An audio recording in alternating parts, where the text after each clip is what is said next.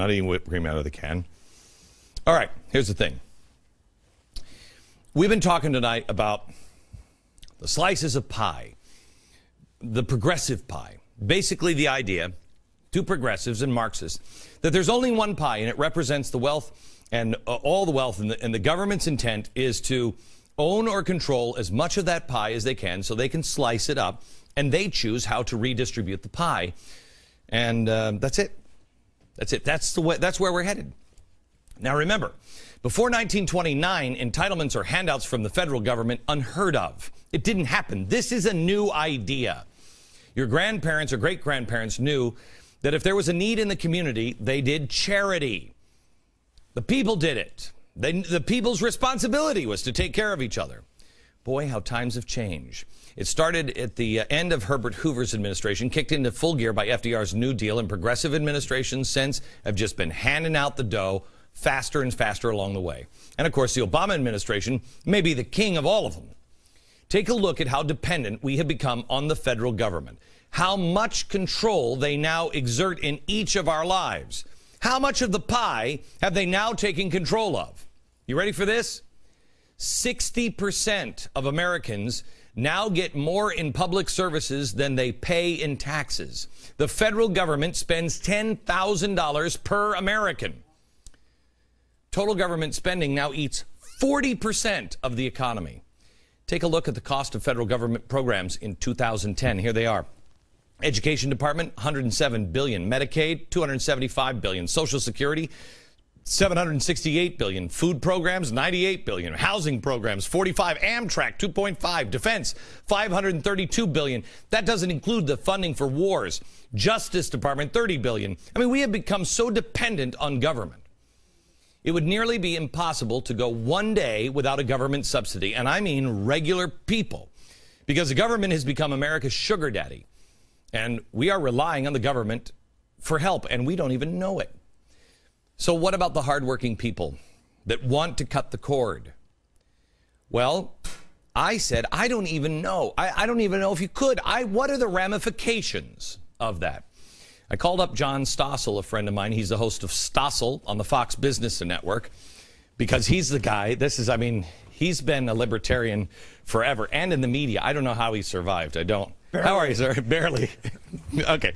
John, so the question was that I had for you, how much subsidy do I get every single day? Do you get, everybody?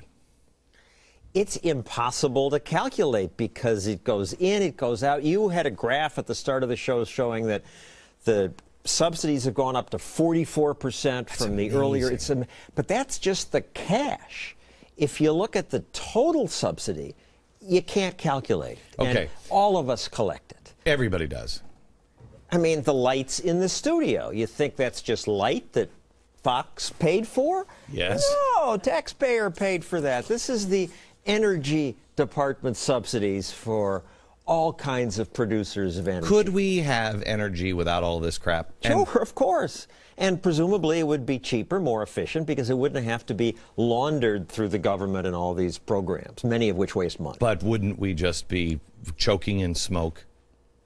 Well, some pollution rules, okay. I'm right. libertarian, Yeah. But that's a role for okay. government. All right, I'll take that. Okay, all right. Okay, so I don't want to choke and smoke either. Right. I mean, I want to look like, I don't want to be Pittsburgh 1955. That's let's right. be honest. Okay, so what else? We have government. Okay, you get up in the morning, you have your Wheaties and your milk. Yeah. Wheat gets all kinds of subsidies. The milk gets all these subsidies. We'd get milk without this, but the farmers were politically connected, and they manipulated the system, so taxpayers fund all this stuff. And Do we have any idea how much milk would cost without all this? Do you really believe it would be less? Because some of it's more expensive because of this. Some of it's price supports. Some of it's taxpayers would save. I mean, we have a problem, like, for instance, sugar. We have a problem because don't we ban sugar from being grown, or we have to buy? What is this sugar thing? Do you know what I'm talking about? We do. We support a few families Cuban families in Florida. The FanJules have so lobbied politicians that the price of sugar has to cost a certain amount, so they stay in business. This makes everything made with sugar cost a little more. Okay. Then the corn makers say, oh, corn syrup, we can't compete, so then they get a price subsidy. Okay, so that affects every time I buy a Coca-Cola, I get a subsidy from the United States government. That's right. Okay. And are you wearing clothing that might be made of cotton? Yes, I have, actually. Well, here we go again. The cotton farmers have learned to manipulate the system. And, of course, it's always more. I have another... But wait a minute. John, how can we... I mean, because this will be the argument. They can't compete with the rest of the world. Now, I find this amazing because we have to take a break. We're running really late. Well, let me ask a question, then you come back and answer the question. You can't compete against the rest of the world because the rest of the world can produce everything. We are no longer the breadbasket of the world. What are we, number 2, number 3? We're no longer the one that really makes all the food. Not the food, you mean? Yeah, not the food. I don't know. So how do we... We export a lot of food. We're doing well in the food business. We are, but we're not what we used to be. The question is, how do you compete without the government balancing things? Because that's what everybody says. We'll go do that next. We're back with John Stossel. And by the way, you can catch his show, Stossel, on the Fox Business Network tonight at 9 p.m. and then again at 12 a.m. Eastern. Tonight you have who? We have education. Talk about subsidies and government spending. We have a school that went from the worst in California to the best with less money, and the principal fired teachers on the first day sometimes. Who doesn't think that won't work? I mean, I just don't understand it. The principal freedom to make run his own school. Exactly right. Okay, so I asked you before we went out, what people will say we can't make it. We have to have all these government subsidies or we won't be able to compete. We won't be able to make it. Well, that's why I love this chart. Look when America grew the fastest, when we became the most remarkable country in the world. This is a graph of the size of government over the history of the Republic. For most of the life of the country, government was less than 5% of GDP. It's only since Lyndon Johnson and the Great Society, FDR, that it goes Come over here. straight up. I want to show you this real quick. We're going to go over to the timeline. And I want to show you, this is, now you have the graph starting here, and it's flatline. It's flatline. Really all the way, it starts here. Here's Social Security. When we grew the fastest, the tiny government. This is when we were candlelight here. We were nothing. We were here nothing. Already we were the leader. Right, okay. So now, here we go, and it comes up. Now this is government spending.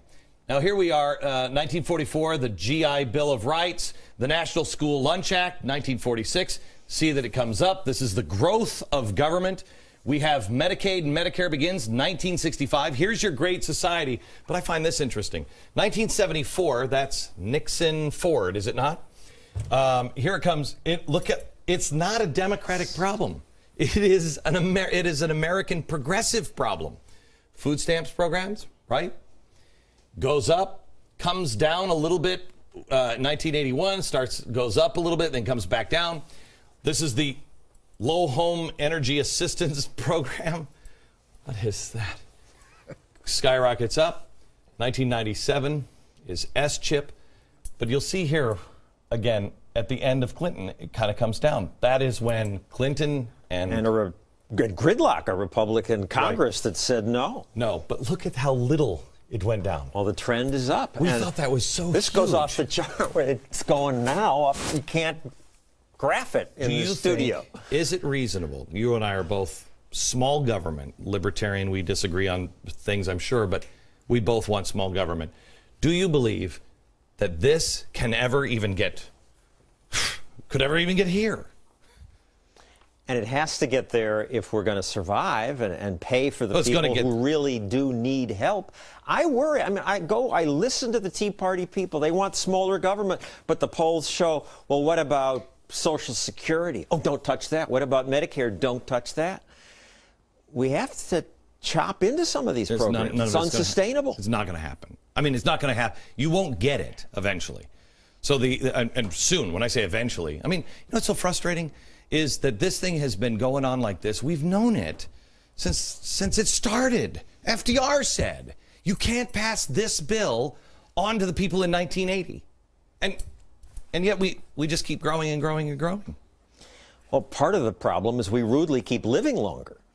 And FDR had no idea that people... Healthcare's going to take care of that. When Social Security was going... Back in just a second. Thanks. I've told you many times to watch the other hand, because everybody right now is focusing on the Republican Party. Nobody's looking at the other hand. They are purposely trying to keep you from looking at the truth about the election in Delaware. Why don't we just take a quick second and focus on the Democratic pick? His name is Chris Coons. He's a guy that Harry Reid calls his pet. So who is he? Well, while a student at Amherst College, he spent some time in Kenya, and he came back a changed man. He wrote about his reaction his friends had when he returned to college. Quote, Africa to them seems a catalytic converter that takes in clean-shaven, clear-thinking Americans and sends back bearded Marxists. But Coons said he began questioning his idea of America leading up to his trip. His suspicions were just confirmed in Africa. He went on to say, quote, I realize that Kenya and America are different, but experiences like this warn me that my own favorite beliefs in the miracle of the free enterprise system and the boundless opportunities to be had here in America were largely untrue. America, watch the other hand. Watch the other hand. You can say that this O'Donnell lady is unelectable. Whatever. Do we need another guy who believes in taking it and not baking it in Washington? Back in a second. Joe, Moses, Jesus, Gandhi, and MLK. They're not going to be guests, but you don't want to miss tomorrow's show. And if you haven't gotten your fill of me yet, you can catch me over the weekend. Tomorrow night, I'm going to be in Clemson. Then I'm going to be in Angola, Indiana, and then just outside of Chicago. You don't want to miss it. Find out all the details at glennbeck.com. From New York. Oh, call me, by the way. Call me. From New York. Good night, America.